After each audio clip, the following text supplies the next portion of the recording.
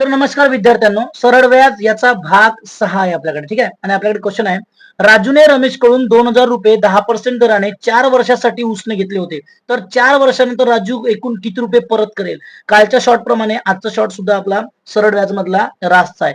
परत करेल याचा अर्थ होते रास. ठीक आहे. आणि रासचा फॉर्म्युला आहे मुद्दल अधिक व्याज. आपल्याकडे मुद्दल आहे 2,000, म्हणजे आपल्याला काय करायला लागेल? व्याज. आणि व्याजाचा फॉर्म्युला आपल्याला माहिती आहे काय?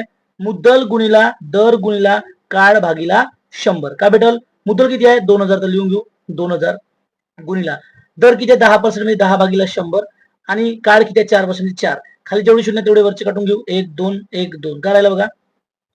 200 गुणिला 1 गुणिला 4 आणि 200 गुणिला 2, 200 गुणिला 1, 200 आणि 4 म्हणजे किती होईल? 800. ठीक आहे. 8 4 2 8. ठीक आहे, बरोबर. आता हे 800 आपण याच्यामध्ये भरू, म्हणजे किती भेटल? 2,800. म्हणजे तो एकूण किती रुपये परत करल? 2,800 रुपये.